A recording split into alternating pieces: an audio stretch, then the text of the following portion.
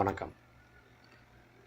நம்ம அன்றாட லைஃப்பில் யூஸ் பண்ணுற mobile phone, TV, fridge, mixie இப்படி எல்லா எலக்ட்ரிக்கல் எக்யூப்மெண்ட்ஸ் ஆகட்டும், அதுக்கு மேஜர் முக்கியமான விஷயமே எலக்ட்ரிசிட்டி தான்.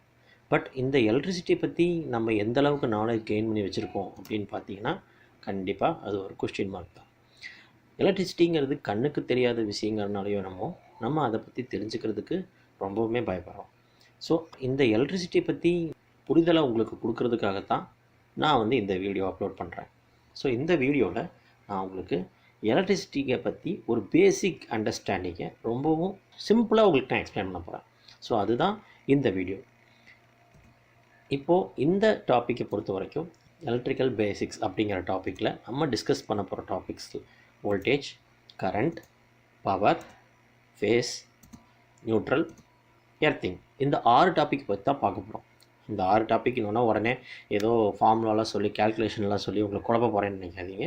ரொம்பவுமே சிம்பிளாக நம்ம ப்ராக்டிக்கல் லைஃப்பில் யூஸ் பண்ணுற எக்ஸாம்பிள்ஸை வச்சே உங்களுக்கு நான் இதை கிளியராக அண்டர்ஸ்டாண்ட் பண்ணுற மாதிரி எக்ஸ்பிளைன் பண்ணுறேன். இது எதுக்காக நம்ம தெரிஞ்சுக்கணும் அப்படின்னா, நம்ம எல்லாருமே எலக்ட்ரிசிட்டியை யூஸ் பண்ணிக்கிட்டே இருக்கோம். டே டு டே லைஃப்பில் எலக்ட்ரிசிட்டி இல்லாமல் நம்மளால் இருக்கவே முடியாதுங்கிற ஒரு சுச்சுவேஷனுக்கு வந்துட்டோம். பட் இந்த சுச்சுவேஷனில் நம்ம அது எந்தளவுக்கு சேஃபாக அக்சஸ் பண்ணுறோம் அப்படிங்கிறத உங்களுக்கு உணர்த்துறதுக்கு தான் இந்த வீடியோ. ஃபஸ்ட்டு நம்ம பார்க்க போகிறது வோல்டேஜ் அண்ட் கரண்ட். இது ரெண்டு என்ன அப்படிங்கிறத நான் உங்களுக்கு எக்ஸ்பிளைன் பண்ணுறேன். இதுக்கு ஒரு சிம்பிள் எக்ஸாம்பிளை நான் எடுத்துக்கிறேன். அது வேறு ஒன்றுமே இல்லை, நீங்கள் டே டு டே லைஃப்பில் ரெகுலராக யூஸ் பண்ணுற வாட்டர் டேப். ஸோ இந்த தண்ணி பைப்பை நம்ம எல்லாருமே எல்லா நேரமும் யூஸ் பண்ணிக்கிட்டே இருக்கோம். ஸோ இந்த தண்ணி பைப்பை வச்சே இந்த வோல்டேஜ் கரண்ட் கான்செப்டை உங்களுக்கு கிளியராக எக்ஸ்பிளைன் பண்ணுறேன். ஃபஸ்ட்டு இந்த தண்ணி பைப்பில் நம்மளோட கைப்பிடி, அதாவது நம்ம ஆன் பண்ணுறது, இதுதான் நம்ம யூஸ் பண்ணுற சுவிட்ச். நம்ம வீட்டில் யூஸ் பண்ணுற எலக்ட்ரிக்கல் சுவிட்ச் தான் இதுன்னு அஸ்யூம் பண்ணிக்கோங்க.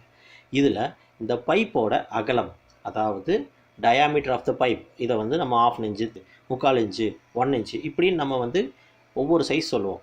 அதுதான் எலக்ட்ரிசிட்டி பொறுத்த வரைக்கும் வோல்டேஜ். அப்புறம் இந்த பைப்பில் வர தண்ணி, இதுதான் கரண்ட். இப்படி நீங்கள் ஒரு அசம்ஷன் க்ரியேட் பண்ணிக்கோங்க. ஸோ இப்போ இந்த அசம்ஷனை வச்சு நான் இப்போ என்ன உங்களுக்கு எக்ஸ்பிளைன் பண்ணுறேன்னா, அகலம், அதாவது பைப்போட வாய், அதோட அகலம் தான் வோல்டேஜ். அப்படின்னா என்ன அர்த்தம்னா, இந்த வோல்டேஜுங்கிறது ஃபிக்ஸ்டு, மாறவே மாறாது. பைப்போட அகலம் எப்படி ஒரு கான்ஸ்டண்ட்டான விஷயமோ அது மாதிரி வோல்டேஜுங்கிறது ஒரு கான்ஸ்டன்ட். இது நீங்கள் வீட்டில் எந்த இடத்துல போனாலும் உங்கள் பைப் ஒரே சைஸ் தான் இருக்கும். அதே மாதிரி வோல்டேஜ் ஒரே அளவு தான் இருக்கும்.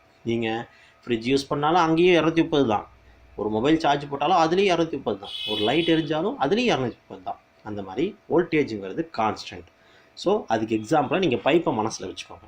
ஸோ இப்போ ஒரு 3 பைப் எடுத்துக்கிட்டீங்க அப்படின்னா, அந்த 3 பைப்லேயுமே உங்களுக்கு என்ன இருக்கும், ஒரே சைஸ் தான் இருக்கும். அகலம்ங்கிறது மாறவே மாறாது. 3 நம்பர் 1/2 இன்ச் பைப் எடுத்திங்கன்னா 3மே 1/2 இன்ச் தான். அதில் வரக்கூடிய தண்ணியோட அளவு தான் மாறுமே தவிர அகலம் மாறாது. அதே மாதிரி தான் வோல்டேஜ். ஸோ ஒரு எக்ஸ்டென்ஷன் பாக்ஸ் எடுத்துக்கோங்க. அதில் 4 ப்ளக் பாயிண்ட் இருக்குன்னா 4 ப்ளக் பாயிண்ட்லேயுமே ஈக்குவலாக உங்களுக்கு 230 வோல்ட் வரும். ஒன்றில் 230, இன்னொன்றில் வேறு அப்படின்லாம் நினச்சிக்காதீங்க. ஸோ இப்போ வோல்டேஜ் பற்றி உங்களுக்கு ஒரு ஐடியா கிடைச்சிருக்கும். ஒரு பைப்போட அகலம் மாதிரி தான் வோல்டேஜ். அகலம் இல்லைன்னா, அதாவது பைப்பில் ஓட்டையே இல்லைன்னா உங்களுக்கு தண்ணி வருமா? வராது. அதே மாதிரி வோல்டேஜ் 0வாக இருந்தால் கரண்ட்டு வராது. புரிஞ்சுட்டிங்களா? ஸோ வோல்டேஜ் தான் முக்கியம். வோல்டேஜ் இருந்தால் மட்டும்தான் கரண்ட் வரும். வோல்டேஜுங்கிறது ஒரு அகலம் மாதிரி தான்.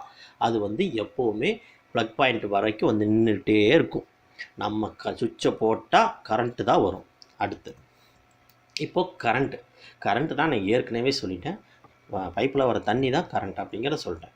ஸோ இப்போது இந்த தண்ணியை என்ன நினைக்கிறேன், நம்ம நார்மலாக பைப்பில் தண்ணி எப்படி வரும், ஒரு கிராவிட்டி, மேலே ஒரு டேங்க் வச்சுருப்போம், கீழே பைப்பை திறக்கும் போது அது கிராவிட்டி மூலிமா ஃபோர்ஸ்னால் வருது. பட் இதவே நீங்கள் என்ன பண்ணுங்கள், ஒரு அசம்ஷன், ஒரு பம்பு கனெக்ட் பண்ண தான் நினச்சிக்கோங்க. ஒரு பம்பை போட்டு நீங்கள் தண்ணியை இழுக்கிறீங்க இப்படி நினச்சிக்கோங்க. ஸோ இப்போது இந்த கண்டிஷனில் பார்த்துக்கிட்டிங்கன்னா, இந்த தண்ணி இருக்கு இல்லையா, அதை நம்ம உரியிறோம். அப்படிங்கும்போது இதே கான்செப்ட் தான் நம்ம எலக்ட்ரிசிட்டியில் கரண்ட்டு உரியப்படும். எதனால, இங்கே எப்படி பம்புனால் உரியுதோ அதே மாதிரி அங்கே லோடுங்கிறது என்ன, நீங்கள் யூஸ் பண்ணுற லைட்டாக இருக்கலாம், ஃப்ரிட்ஜாக இருக்கலாம், டிவியாக இருக்கலாம், எது வேணால் இருக்கலாம். பட் அதுதான் கரண்ட்டை இழுக்குமே தவிர நீங்கள் கொடுக்கறதுனால அதெல்லாம் வேலை செய்யலை. ஸோ நம்ம என்ன பண்ணுறோம், ஒரு எலக்ட்ரிசிட்டி கூட ஒரு லோடை ஒன்று சேர்த்துற வேலையை தான் நம்ம பார்க்குறதே தவிர வேலை செய்ய வைக்கிறது நம்மளோட வேலை இல்லை. நீங்கள் கொடுத்தீங்கனாலே அது வேலை செய்யும். அப்படி தான் அதை டிசைன் பண்ணியிருப்பாங்க.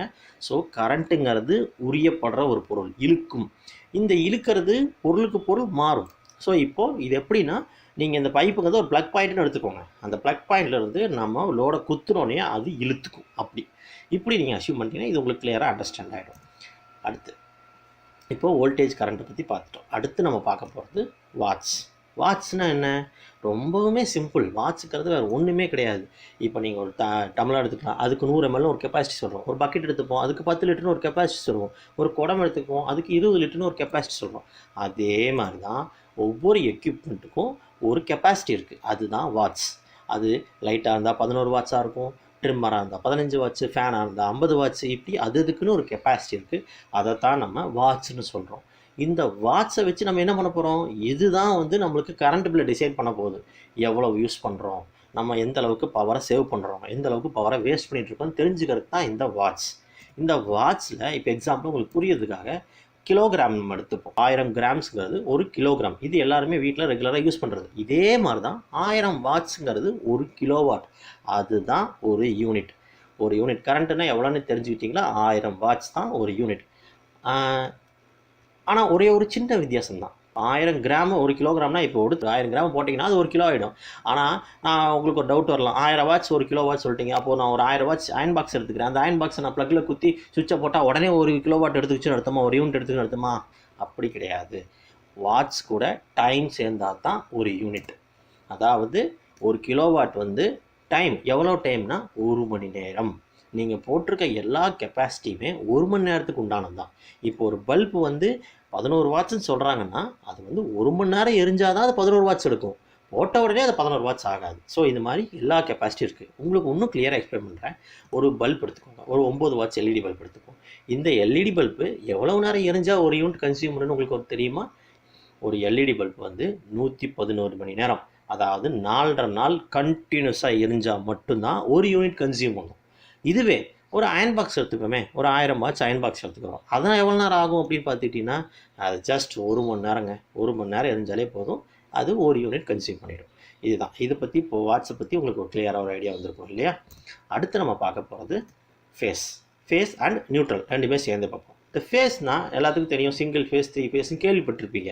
கேள்விப்படனாலும் இப்போ தெரிஞ்சுக்கோங்க. சிங்கிள் ஃபேஸ் 3 ஃபேஸ் இதுதாங்க நம்ம நார்மலாக யூஸ் பண்ணிகிட்டு இருக்கிற ஃபேஸ். அது என்ன சிங்கிள் ஃபேஸ் 3 ஃபேஸ் மேரெல்லாம் வரக்கூடாது அப்படின்னா, நம்ம ப்ரொடியூஸ் பண்ணுறதே 3 ஃபேஸ் தாங்க. அதுலேருந்து தான் எடுத்து கொடுப்பாங்க. சரி, 3 ஃபேஸ் ப்ரொடியூஸ் பண்ணுறாங்க, ஏன் 2 ஃபேஸ்னு ஒன்று கிடையாது? அதாவது 3ஆல் வகுக்கப்படுற நம்பர் பார்த்திங்கன்னா 1, 3 இது 2 தான் வகுப்படும். ஸோ அந்த கான்செப்ட் தான். ஸோ சிங்கிள் ஃபேஸ் 3 ஃபேஸ் தான் இருக்கும்.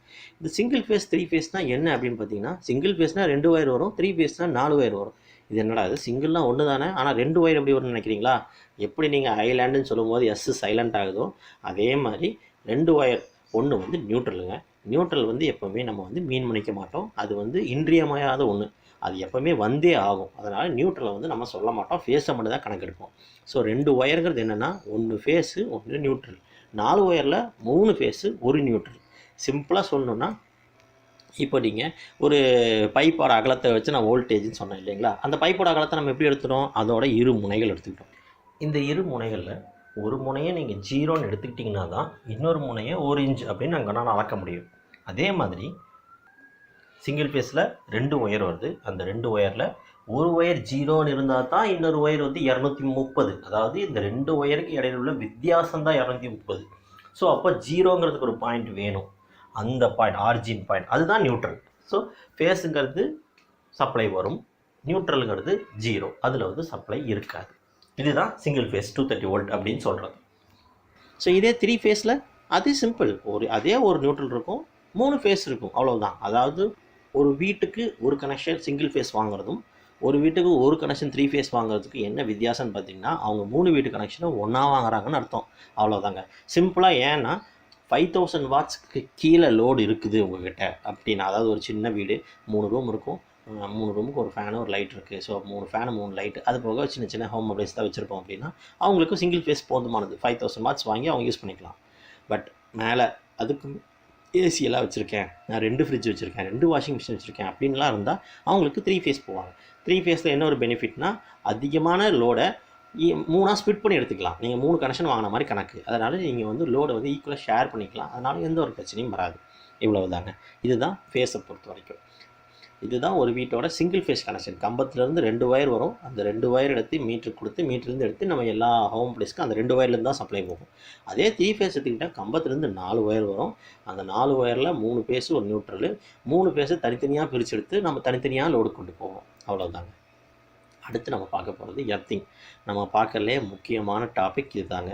ரொம்ப ரொம்ப இம்பார்ட்டண்ட் எர்த்திங் தான்.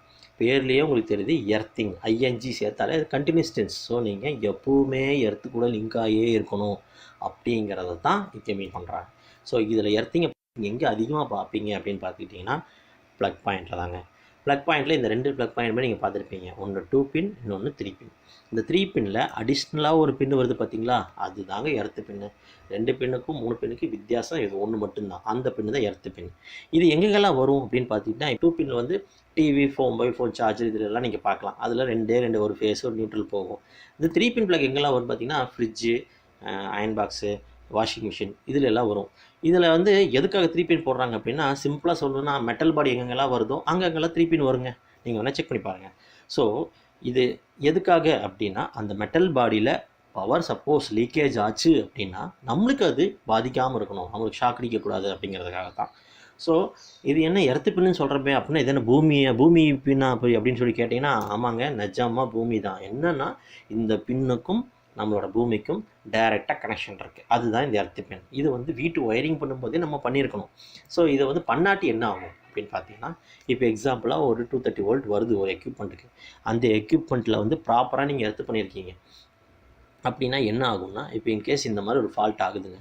இந்த ஃபால்ட் ஆகும்போது நீங்கள் எர்த்து பண்ணியிருந்தீங்க அப்படின்னா உங்களுக்கு வந்து அந்த ஃபால்ட்டை வந்து நேராக பூமிக்கு போயிடுங்க. ஒன்றுமே பிரச்சனை இருக்காது. நீங்கள் அதை தொட்டிங்கன்னா உங்களுக்கு எதுவுமே ஆகாது. இப்போ இன்கேஸ் நீங்கள் வந்து எர்த்து பண்ணலைன்னா அது உங்கள் மூலியமாக தான் பூமிக்கு போகும். அப்போது உங்களுக்கு ஷாக் அடிச்சிடும். இது தாங்க வித்தியாசம் நீங்கள் எர்த்து பண்ணுறதுக்கும் எர்த்து பண்ணாததுக்கும். உடனே நீங்கள் யோசிக்கலாம், என்னடா இது நம்ம தான் ஃப்யூஸ் போட்டிருக்கோமே, நம்மளுக்கு ஏன் எர்த்து அடிக்குது அப்படின்னு யோசிக்கலாம். உண்மையை தெரிஞ்சுக்கோங்க, ஃப்யூஸ் வந்து இந்த மாதிரி எர்த்து லீக்கேஜை ப்ரொடெக்ஷனே பண்ணாதுங்க. ஆனால் நீங்கள் உங்களுக்கு ஷாக் அடிச்சதுன்னா, உங்களுக்கு ஷாக் அடித்ததுக்கு அப்புறமா அது ப்ரொடெக்ட் பண்ணும். மேபி அது வந்து அதிகமான கரண்ட் உங்கள் உடம்புல போச்சுன்னா உடனே ஃப்யூஸ் போயிடும். ஆனால் ஷாக் அடிக்கிறதுக்கு முன்னாடியே இதை பாதுகாக்காது. ஃப்யூஸை வந்து நம்பவே கூடாதுங்க. பழைய வீடுகளில் ஃப்யூஸ் தான் வச்சுருப்பீங்க. பட் இப்போல்லாம் ஃப்யூஸ் வந்து அலோடே கிடையாதுங்க. அதுக்கு தான் இப்போ இஎல்சிபின்னு வந்துருக்கு. அது பேர்லேயே இருக்குது, எர்த்து லீக்கேஜ் சர்க்கியூட் பிரேக்கர். இஎல்சிபின்னு அதுதாங்க. அதாவது எர்த்து லீக்கேஜ் ஆச்சுன்னா சர்க்கியூட்டை பிரேக் பண்ணிடும். அதுதான் இஎல்சிபி. ஸோ அது மேக்ஸிமம் இன்ஸ்டால் பண்ணிக்கோங்க புதுசாக வீடு கட்டுறவங்கலாம். பட் பழைய வீடு இருக்கவங்க மேக்ஸிமம் ஃப்யூஸ் வச்சுருக்கீங்கன்னா எர்த்து கொடுத்தீங்கனால எந்த ஒரு பிரச்சனையும் இருக்காது.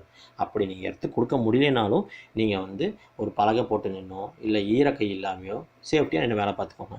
அப்புறம் இன்னொரு முக்கியமான விஷயம் உங்களுக்கு தோணுங்க, நீங்கள் வந்து நான் தரையில் தான் நிற்கிறேன், அப்போ பூமிக்குள்ளே விடும்போது எனக்கே திருப்பி அதை ஷாக் அடிக்காதான் நிறைய பேர் கேள்வி வைப்பீங்க. அப்படின்னா ரொம்ப சிம்பிளுங்க, ஒன்றுமே இல்லை. பூமிக்குள்ளே விடும்போது நீங்கள் ஆழமாக கொண்டு போய் விடணும். குறைஞ்சது 3 அடி ஆழத்தில் கொண்டு போய் எர்த்து விட்டால் தான் அந்த எர்த்து திருப்பி மேலே வராது. நீங்கள் சர்ஃபேஸில் விட்டிங்கன்னா சர்ஃபேஸில் நிற்கிற எல்லாத்துக்குமே அது பாதிக்கும். அதனால தான் எர்த்துங்கிறது மினிமம் 3 அடிக்கு போடணுங்க. வீடுனா 3 அடி, கம்பெனினா 6 அடி, பெரிய பெரிய பிளான்ட்டாக இருந்தால் 10 அடி இப்படின்னு அதுக்குன்னு ஒரு ஸ்டாண்டர்ட் வச்சுருக்காங்க. அதுக்காக தான் ஃபாலோ பண்ணணும். ஸோ இவ்வளவு தாங்க. இப்போ உங்களுக்கு எலக்ட்ரிசிட்டி பற்றி ஒரு கிளியரான ஒரு அண்டர்ஸ்டாண்டிங் கிடச்சிருக்கும். ஸோ எல்லாருமே வந்து சேஃபாக எலக்ட்ரிசிட்டி பற்றி தெரிஞ்சுக்கிட்டு நம்மளோட லைஃப்பை சேஃபாக ரன் பண்ணுவோம். ரொம்ப நன்றி, வணக்கம்.